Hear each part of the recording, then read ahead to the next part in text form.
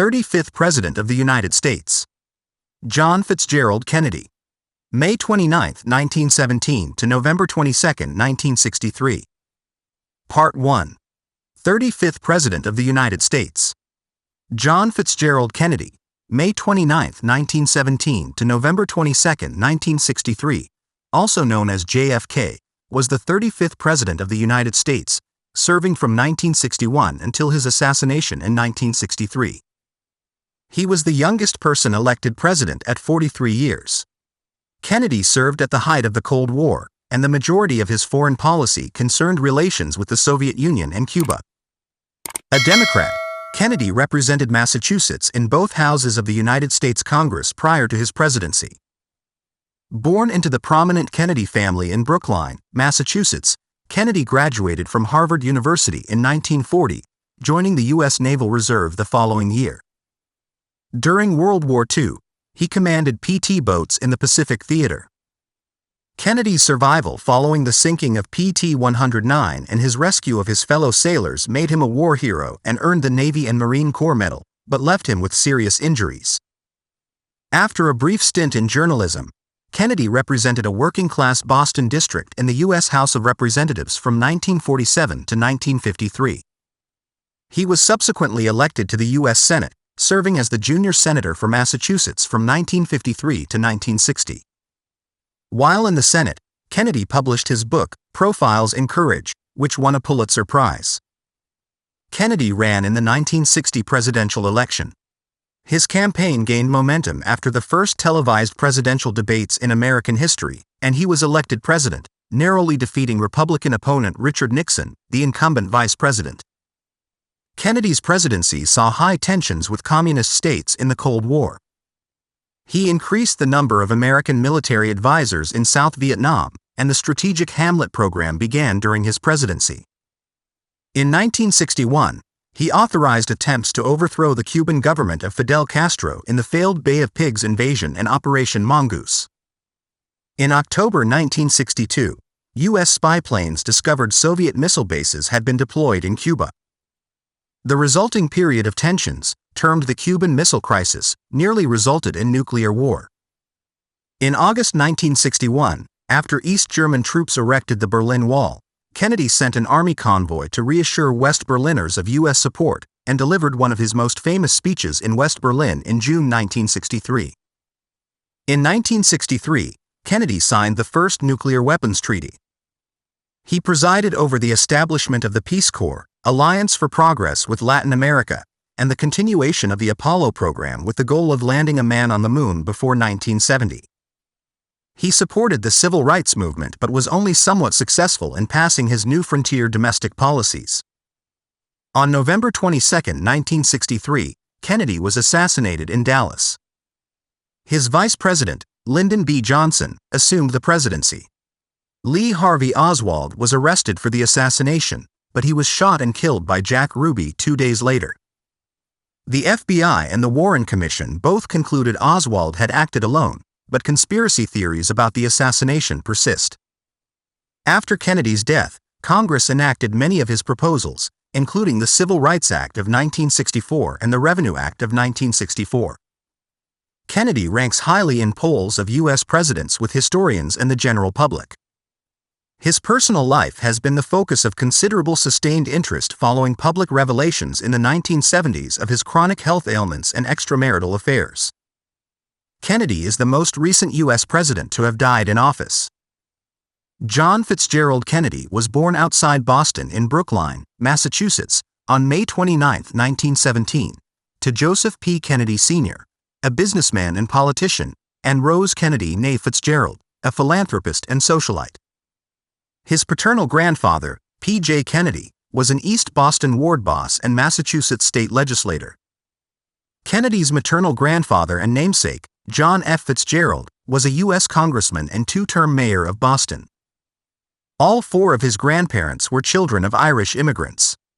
Kennedy had an older brother, Joseph Jr., and 7 younger siblings: Rosemary, Kathleen, Eunice, Patricia, Robert, Jean, and Ted.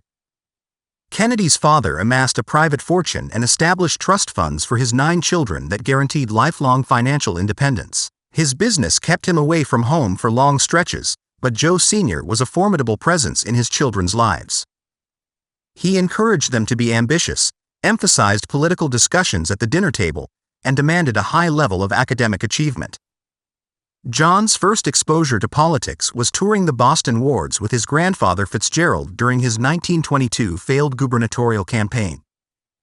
With Joe Sr.'s business ventures concentrated on Wall Street and Hollywood and an outbreak of polio in Massachusetts, the family decided to move from Boston to the Riverdale neighborhood of New York City in September 1927.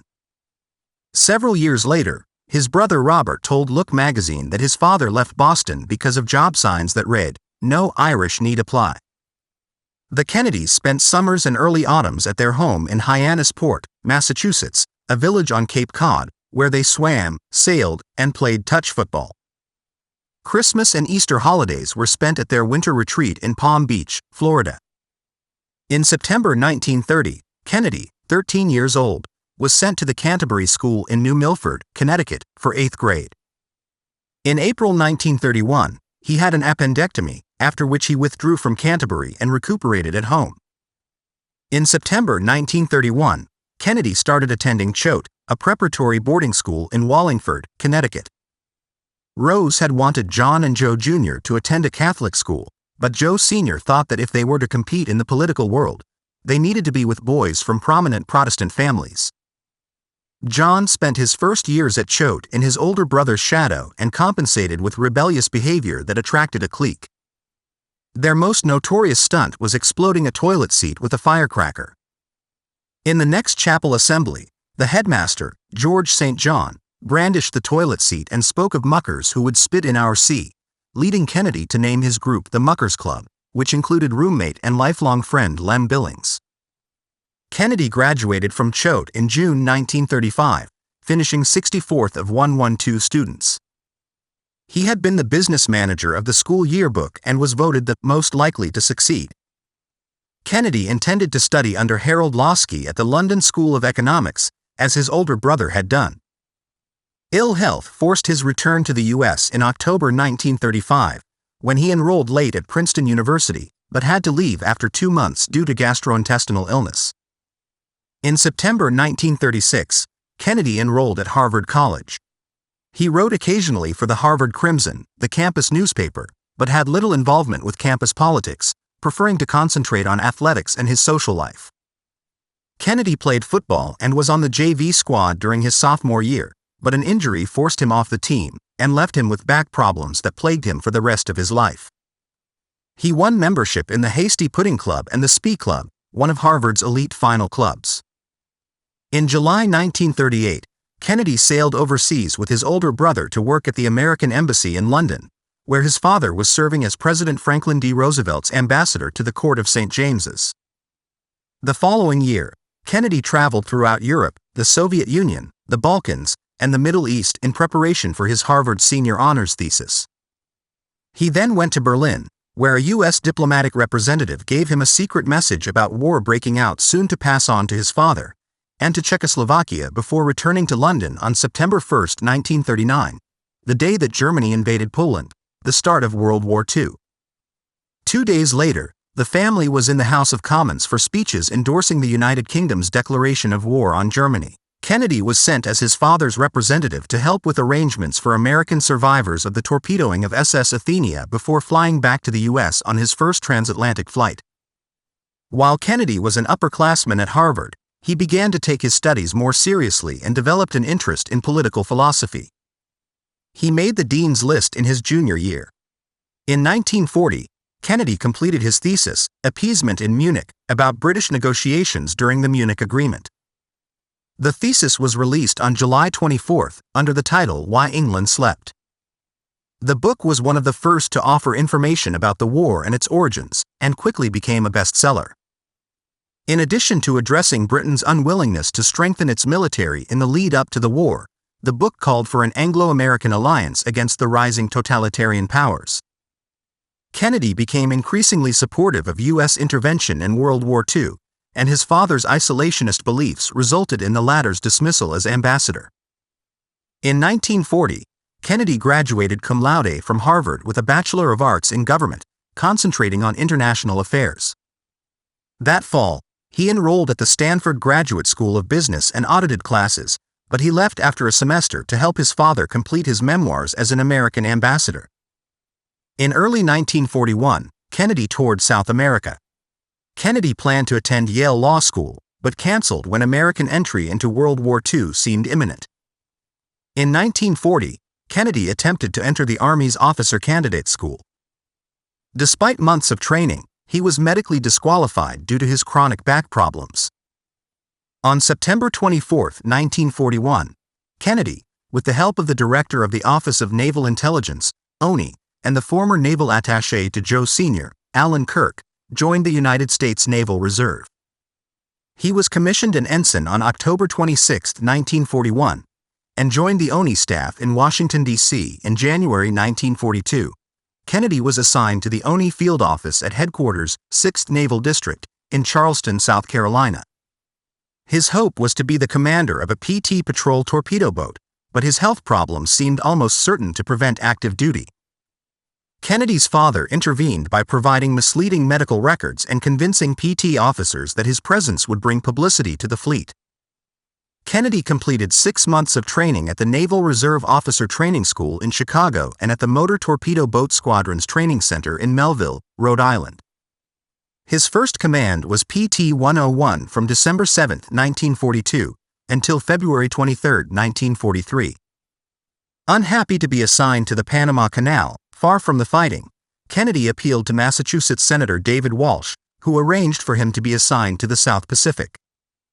In April 1943, Kennedy was assigned to Motor Torpedo Squadron 2, and on April 24 he took command of PT-109, then based on Tulagi Island in the Solomons.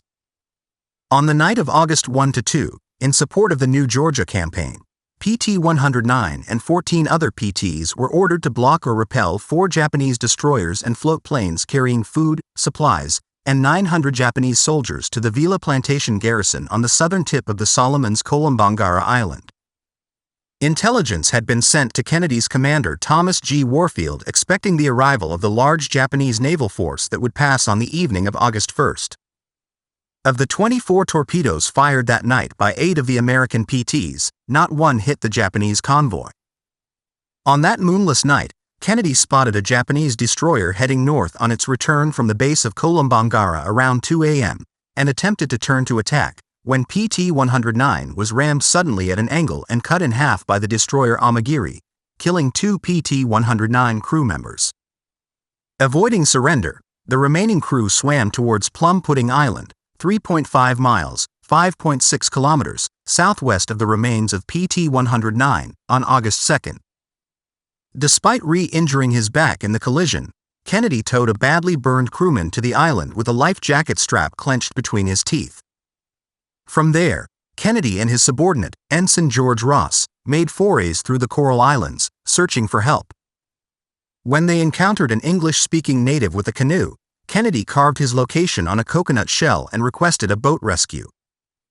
7 days after the collision, with the coconut message delivered, the PT-109 crew were rescued. Almost immediately, the PT-109 rescue became a highly publicized event. The story was chronicled by John Hersey in The New Yorker in 1944. Decades later, it was the basis of a successful film. It followed Kennedy into politics and provided a strong foundation for his appeal as a leader. Hersey portrayed Kennedy as a modest, self-deprecating hero. For his courage and leadership, Kennedy was awarded the Navy and Marine Corps Medal, and the injuries he suffered during the incident qualified him for a Purple Heart. After a month's recovery, Kennedy returned to duty, commanding the PT-59. I stop at this point today. Until next time, stay curious, stay informed, and keep exploring the world's incredible stories. If you have any comments, I hope you will contribute by writing. It will contribute to the development of the channel. Soon we will publish Part 2. Thank you for watching.